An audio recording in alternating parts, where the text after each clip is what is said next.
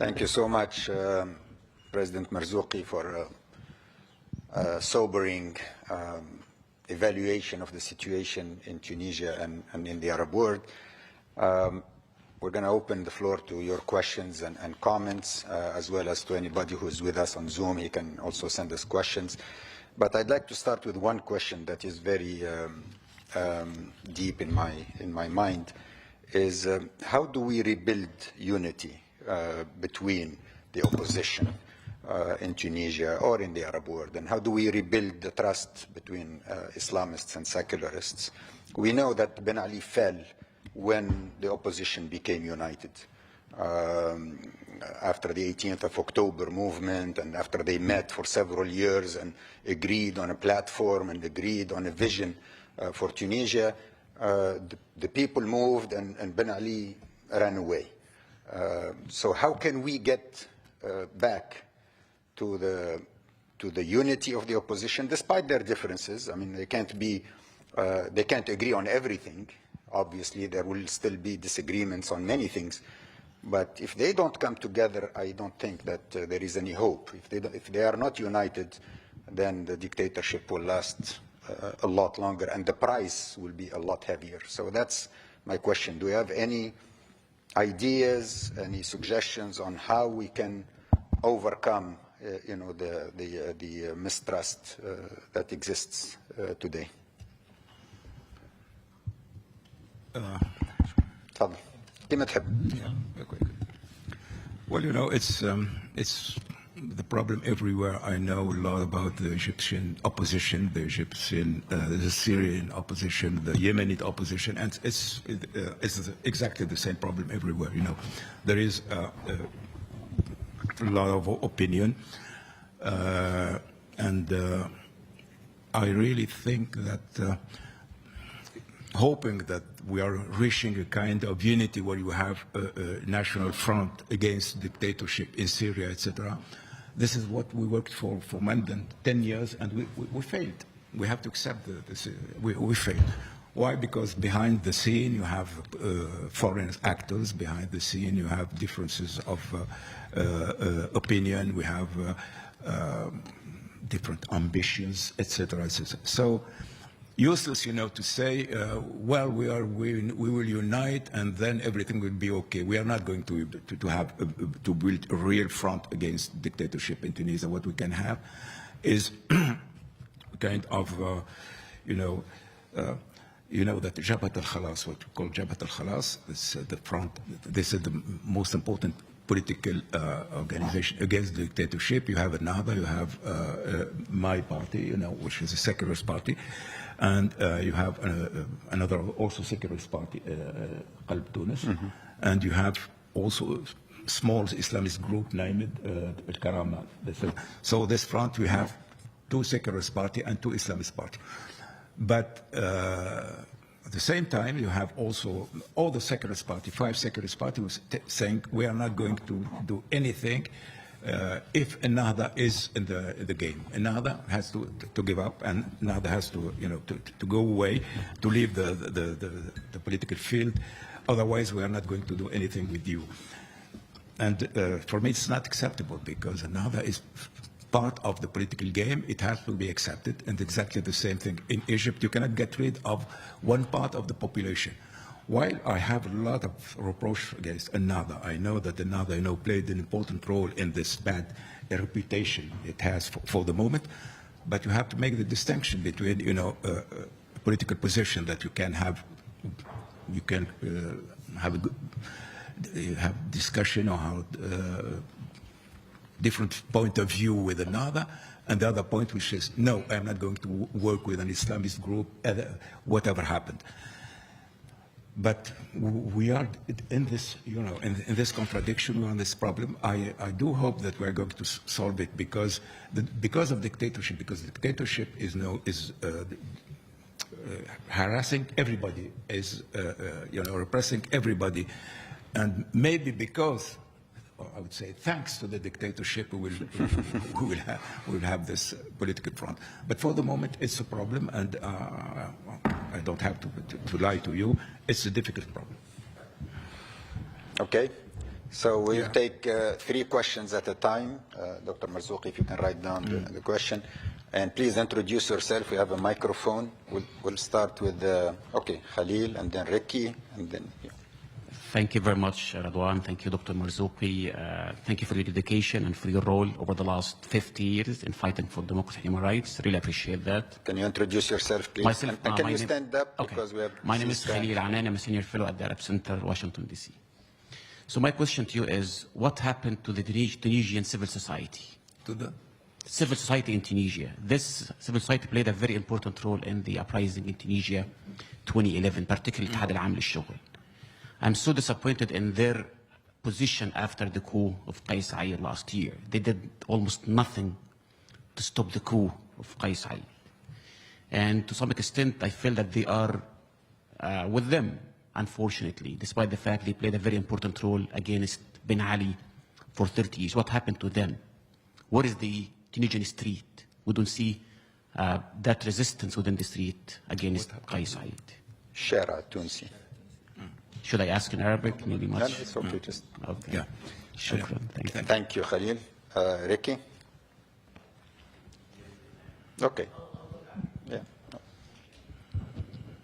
Hi, Ricky Goldstein, Human Rights Watch. Following on the preceding question about civil society, I accept your analysis, Dr. Marzouki, as far as it goes, but you don't really talk about the role of the Tunisian people. And by that I mean, for 16 months now, President Said has been dismantling democracy. And there's been largely a demobilization of the people. There hasn't been a mobilization to restore democratic institutions or widespread protests. And this is not the Egypt of Abdel Fattah Sisi. He did not round up 20,000 Muslim Brotherhood members. It's not a state of terror. Yes, there are violations. It's a scary situation, but it is not the terror of Egypt. Yeah. Why is it that it's easy to say it's the economy, but there's no magic solution for the economy.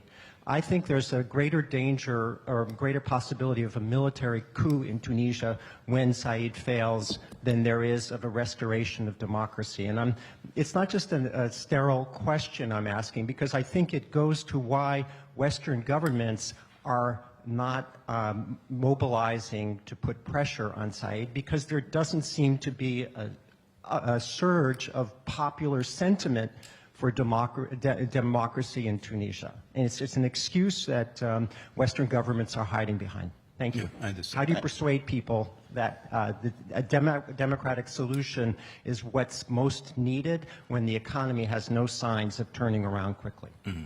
Thank you. Good morning. This is Dr. Ghassan Boudia from Democratia Center. Mr. President, we're so glad that you're safe here in the land of liberty, but we're very sad that the Tunisian people are facing what they're facing right now. I have a couple of quick questions that can be easily answered. You said that you don't know President Said. You know that President Said will not talk to you at all. Can we know who does he talk to? Because usually it's known that he doesn't talk to anybody. This is number one. Well, he talks to himself. Well, I mean, Professor Marzouki might know something about that. Concerning what steps need to be undone of what President Said has did, like the constitution, the incoming elections. I don't know. Well, what should be undone? Number three, le sommet francophone. That was it the stage of salvation for Qais Said, and the same as President Sisi's summit in Sharm el-Sheikh, the climate summit? Was that the stage of salvation for these two guys, or it's just like a numbing, or what we say, an aesthetic needle? And then the volcano's eruption is coming. That's the question. And one last question. Why don't you work with civil society activists and, democratic parties actors like Habir Moussi and others in Tunisia? What bans this collaboration to create, a certain coalition in order to like democracy or what? Thank you. Thank you. If you can answer these three questions. No, it's too much. تكثر علي الأسئلة خليني أرد بعد كل مرة. أرد على هذا. To react very quickly about Abir Musa. Abir Musa and all this kind of people, they just want Abir Musa and all this kind of people, they were just one thing, to come back to the prior situation of to have their own dictatorship. So how can you deal with people, their objective is to go back to the system, to the same political system that the Tunisian people revolt against. What about the salvation? I think it's for Sisi, like for Qais Said, they hope that this kind of summit would help them to restore their image internationally, etc., etc. But in fact, the fate would be mainly the responsibility of the people. So I don't think that this would be any help to solve the social and economic problem they are struggling against. So I don't think really that is extremely important or that matter for the people. For the question about do we know that about Qais Said? Qais Said is the man unable to talk to anybody else than himself, So he wrote the Constitution himself, Even the people working with him resigned. He decided everything. He's really the kind of guy that thinking that but this is the ideology of the populist, all the populists. For the populists, what's happened is you have the leader, and the inspired leaders, something like a prophet, and then you have the people. And in between, you cannot rely on any kind of set of rule or institution, etc. This the relationship between the people. It's a magical way of thinking. It's a very old, primitive way of thinking. This is what's the main characteristic of the populism ideology. The leader is a kind of prophet. And this is why I think you have to be a little bit crazy. And I think really he's insane. It's my deep conviction as a doctor that he has a kind of psychosis. This is my, I never use this kind of term against Berger Qais, Sipsi, or against any kind of, Ben Ali. But I deeply believe, and this is why I'm extremely upset for my country, that to be led by somebody who's insane. He really believed that he's a kind of prophet, and here the people, 10% of the Tunisian people, voted for the last, but he's still talking about the people, that he's the people, he's the soul of the people, and the people has to be led by a kind of leader.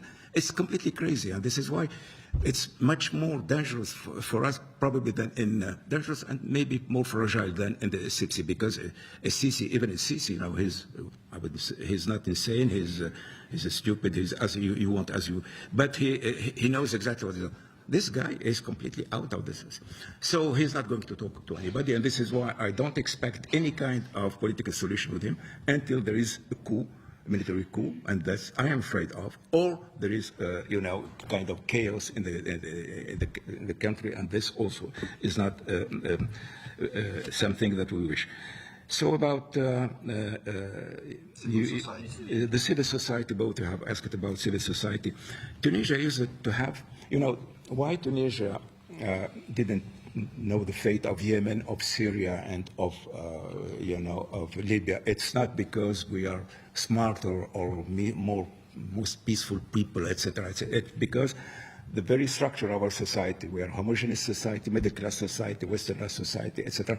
And we used to have a very strong civil society, NGOs, under the dictatorship, which was the case in Libya, for instance, where they didn't have at all a civil society movement. So we used to have a very strong civil society movement. I was part of this civil society movement before, going in politics.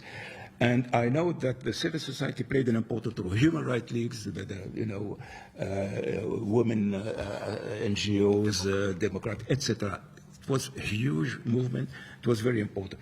But for the moment, now currently, I'm afraid to say that we are, of course, we still have an important and strong NGOs working in the field, but we also have a lot of corrupt, because after the revolution, the democracy was the occasion for everybody, to build any kind of political party, everybody to have an NGOs, etc. So we have had a lot of corrupt NGOs organization, and we are suffering for the moment from those NGOs. I'll give you just one example.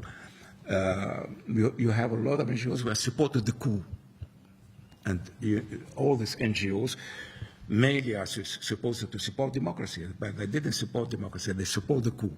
And a lot of those NGOs are funded by NED or I don't know, many other, yes, funded by, So imagine you are funding NGOs to promote democracy, and then suddenly you discover that those NGOs are supporting the coup.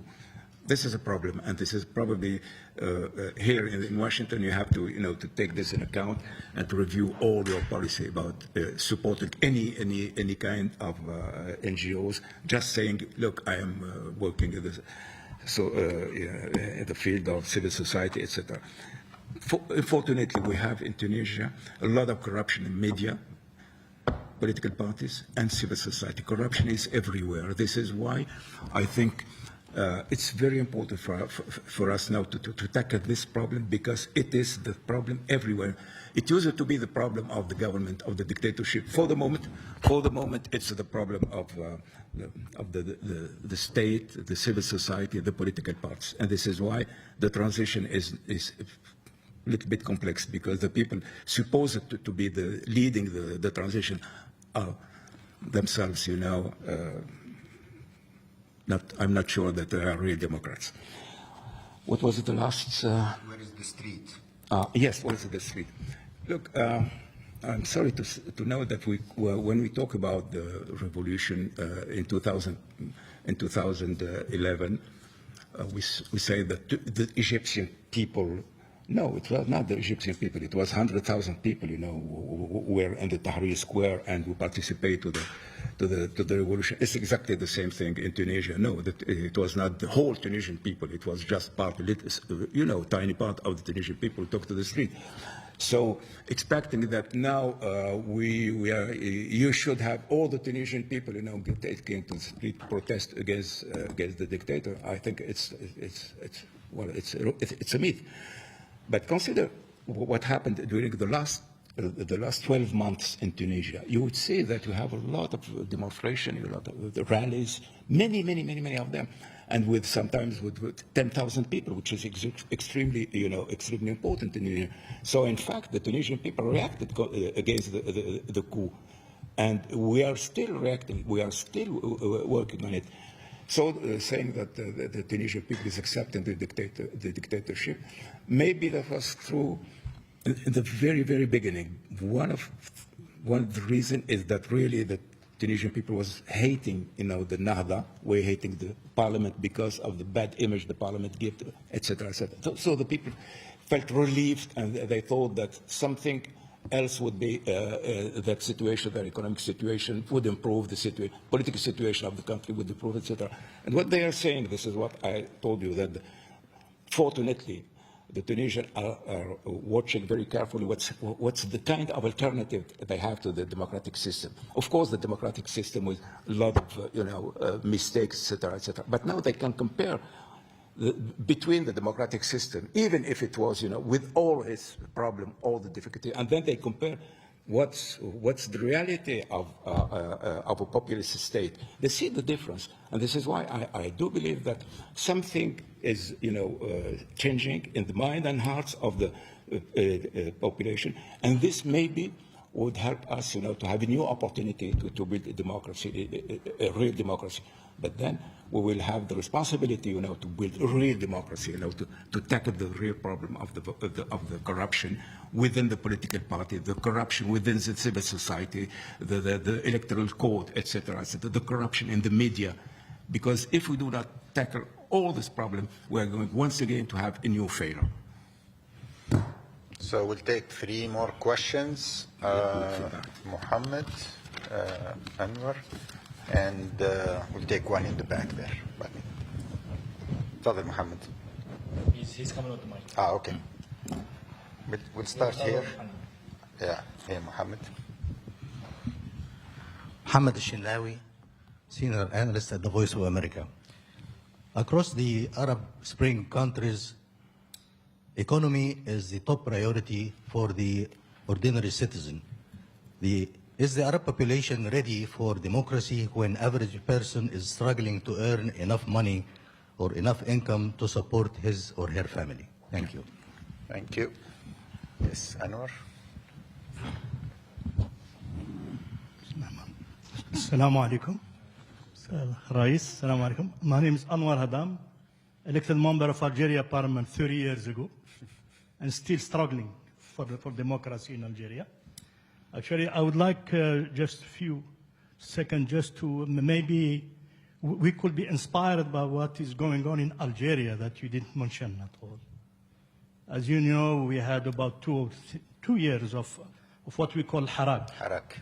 It was 2 years, millions and millions around the country, not only in one city or two, who were, on the street, but they were peaceful, and they were civilized revolution, really. And that shows that the people are looking for the unity. I would like to go back. I don't want you to escape the first question. There is no way. The people are looking for unity among various ideological groups within the society. It's up to the elite to furnish an effort within the Islamists and within the secularists also.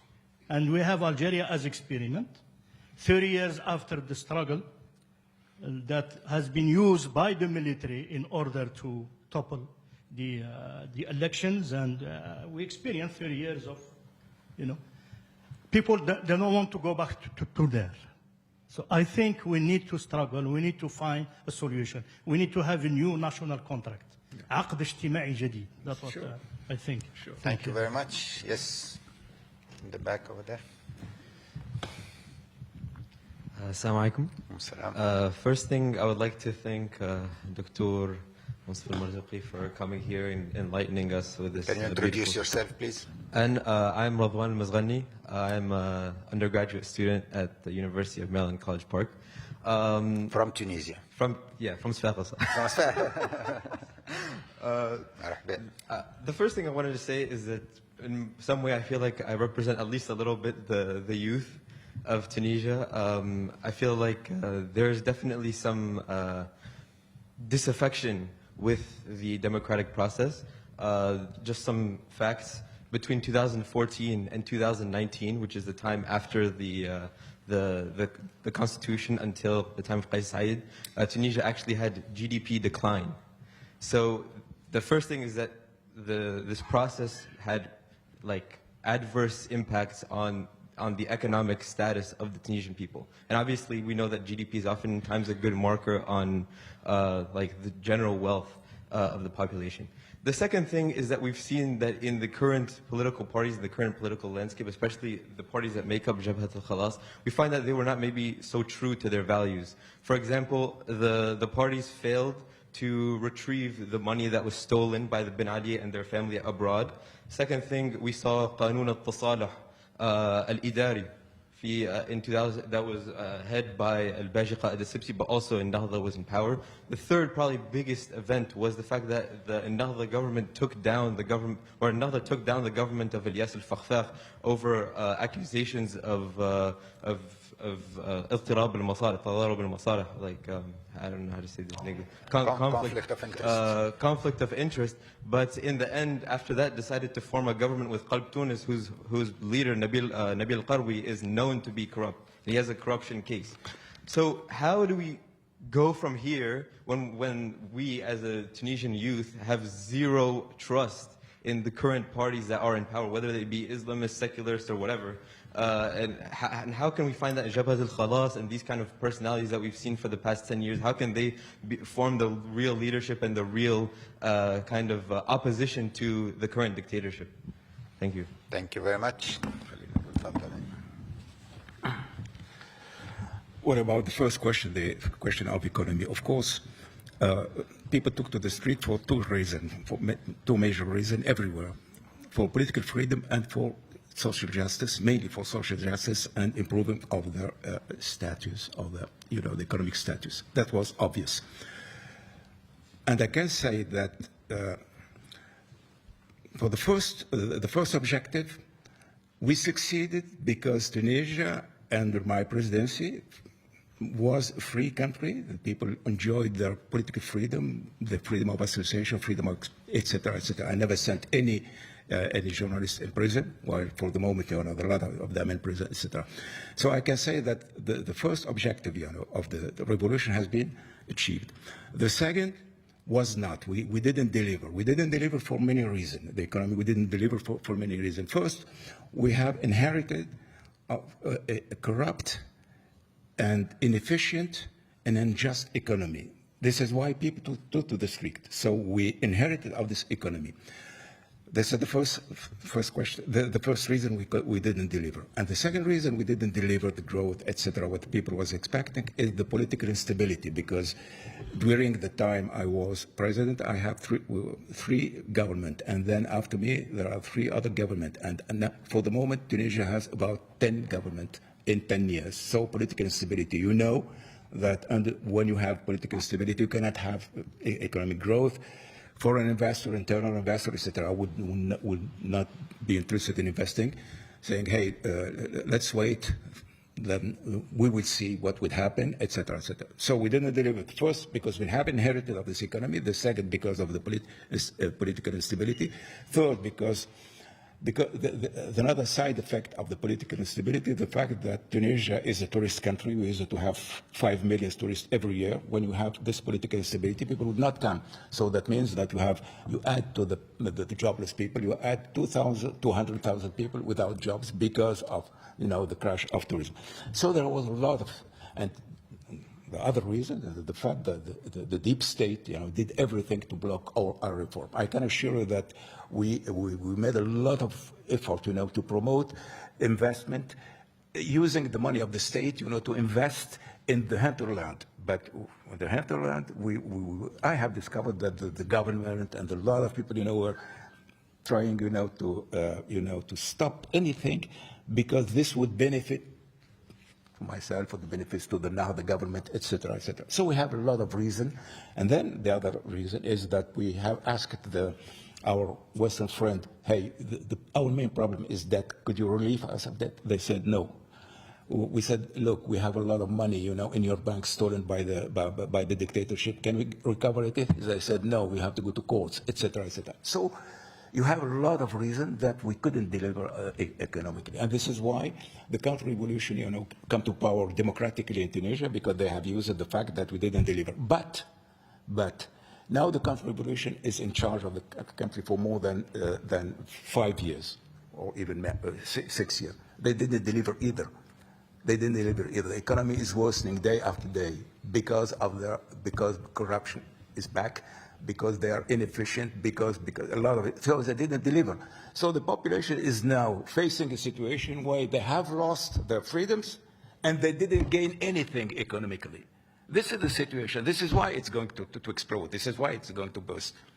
So yes, of course, we didn't succeed for many reasons, internal reasons. Some of our main responsibility, some are not our main responsibility of the counter-revolution, the responsibility of foreign actors, etc., etc. We couldn't deliver. But once again, the counter-revolution did. Look at the situation in Egypt. You have the state is about on the verge of bankruptcy. So once again, because they didn't deliver economically, they took all the freedom brought by the revolution. You are going to have a new volcano. That's I am quite absolutely sure. Now, what was the other question? Yes, Algeria. Yeah, Algeria.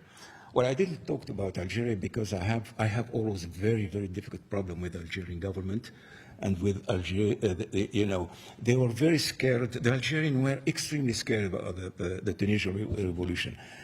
And I have a lot of meetings with Bouteflika at the time, all the leaders, Ouyahia, etc., etc. And I saw that they were very reluctant to talk with me. And I saw that they were very, not only because I'm supposed to be close to Morocco, which is not true, but they were very, very much afraid of the Tunisian revolution. And I think they were right. They were right, because the Iraq, what is the Iraq? The Iraq, like what happened in Iran now, it's something like the echo of what happened in Tunisia. And why is it the echo of what's happened in Tunisia? Because in all this country, you have the same problem. You have corrupt elite, brutal elite, governing people not of citizens, but of people of subjects. And of course, they were afraid to see that the example of Tunisia could be an example for them.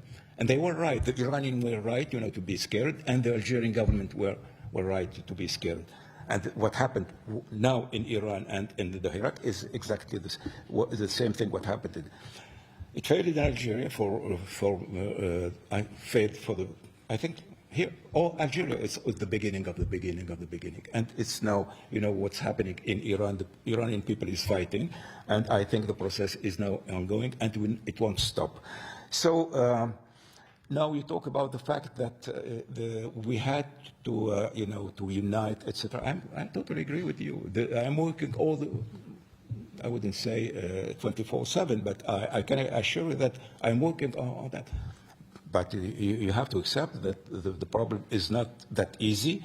It takes time, and you are not probably going to have everybody on board. Maybe if you can have as many political actors as possible working together, that will be enough. But imagining that you will have everybody on board and united, etc., this is a myth.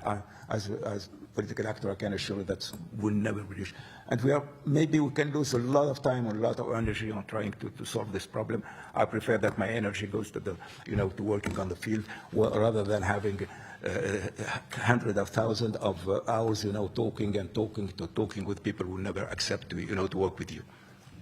The last question was about how can yes. the people have trust again in the political parties and in democracy. Look, I want to be frank with you. I don't accept this kind of thing. You don't trust me. How would I trust you? What have you done for the country? This is what I always say to the Tunisian when I go, on the battlefield. You didn't do it. I said, look, I am not your servant. I am one citizen among you. You have to work with me. We have to work together. If you don't want to, I am not here at your service. I am just one like you, and we have to work together to solve the country. You don't have to talk to me as your servant. This mentality of consumer, they are waiting you to deliver. You have to bring them democracy. You have to bring them everything. You have to, and they have just to look at you and say, "I am going to trust you. I am not going to trust." No. Give me a reason now to trust the youth now living in the country because they are not able, to fight inside the country for their country. So, do you understand what I mean? It's not up to you to talk to me to say, "Give me the reason to trust you." Why should I give you any reason to trust me? I have been on the fight for more than 5 decades, and you, what have you done for your country? This is what I'm telling, frankly, to everybody, every young people talking this way. No, I don't accept this way of talking. You have to talk to me respectfully, and you have to accept that it's also your job to fight for the country. It's not only mine. And you must give me a reason to trust you. You must fight on the field so I can trust you. And then you can ask me, how can I trust you? Excuse me, but this is the way I am talking in Tunisia. It's not the way I'm talking to you now here in Washington. We're out of time, but we're going to take maybe 2 or 3 very quick questions because Mr. Marzouki has another meeting, so we have to leave in about 5 minutes. Please, if you have an urgent question and a short question. Well, in fact, no, I would like to have no question, comment. What do you advise me to do? Because I want to hear from you. As I know my narrative, but I want to look. What do you think about what's happening? What do you suggest me? What would you advise me? Okay, so we have 1, 2, 3. Okay, 1 minute each, please. Okay, shukran. Munjid Dawadi, I'm the president of Tunisian United Network. It is a Tunisian organization, and I'm glad we have some new faces in here. So we hope that we can. I'm thinking about how to phrase my comment into a question, but then you said, give me a comment. My comment is that I think by you, for example, teaching here in the U.S., I think we have an opportunity maybe to create a dialogue. And through a dialogue where we can at least recommit ourselves to democracy, we can address the issue of trust. Yes, there is a broken trust, especially from the youth talking about different political parties, but I think even the US, even the establishment, even the big think tanks and NGOs, especially those who have offices in Tunisia, for years they invested in an elite, and they created a group of people that were not democratic. I mean, they spent millions of dollars spending on people that they thought that they are, building democratic institutions. Instead, they created what I call an unofficial lobby. They lobbied the US, they lobbied the European Union to save and keep Qais Said doing what he's doing while he's destroying democracy. I mean, you can go back and look at the Twitter accounts. You can go back and look at the articles that were written, the attacks on anybody who said Qais Said was, destroying democracy. They were attacking them. They were defending Qais Said. And all of them, I mean, almost all of them were paid by US tax money and European money. So I think all of us need to review and sit down and re-establish a conversation that's built on true value of democracy that we can all stand and defend. I totally agree. This is why I said be careful, because we have a lot of corruption in the civil society in Tunisia everywhere. You have to be towards this problem very carefully and to be very. I was really very shocked to see a lot of our organizations backing the coup, and this is one of the reasons that I think that the process would be much more complex and long than expected. Thank you. One quickly, please. Hi, my name is Shafiqa Al-Gumai, and I'm peace. Please, I don't have. Yemeni peace congregations for Yemen, and democratization, of course. How? I thank you, President Marzouki. I follow you all the time. How we can rebuild our people to also come and defend democracy, the new educated people, the educated people. We have a lot of educated people in the whole world, the Arab world, and they are enlightened, and some of them are rich, and they are willing also to create even media. Democracy, the media for educating for democracy in the Arab world. We need that, and we need to create that. We need to do coalition together. Otherwise, we need to educate people. Otherwise, we cannot do it and leave it as you said. It will take years and years to be done. Thank you. We have to do it because we have to make sure that they understand what the dictatorship in the Arab world are doing to the people. They are killing people. Thank you. Thank you. One last question, quickly. Comment. Or comment, yeah. There is a component that I would Mike. want to ask you about. The military. How was it during your 3 years? And will we ever see a suwar dahab in our militaries? Thank you. It's yes, it's very difficult question. I can assure you that during my presidency, I changed all the military data. I'm sure I changed them very quickly because I was afraid that we could have a coup like in Egypt. Unfortunately, the military was behind legal and disciplined military in Tunisia, but. I don't know for the moment what's happening because I believe that this guy is still in power because he's backed by the military. But what kind of military are they waiting just for the moment that this guy becomes so unpopular that they can be sure that removing him wouldn't change? But what I don't want is, to have a military coup like in Egypt, because what I would like the military to do is to give up to go back to the constitution of the revolution and to stay away of the political process. But once again, I don't know. We have to wait and to pray. Look, in our Arab states, you have two kinds of Arab states. You have the states who own a military, and you have the other kind of military were owning states. For instance, Algeria is the military having a state. Israel is a military having a state. Egypt is a military having a state. In Tunisia, we still I hope that a state having a military, but we don't know. Well, thank you all very much. I really appreciate your patience and your attendance. Thank you, Dr. Marzouki, for joining us today.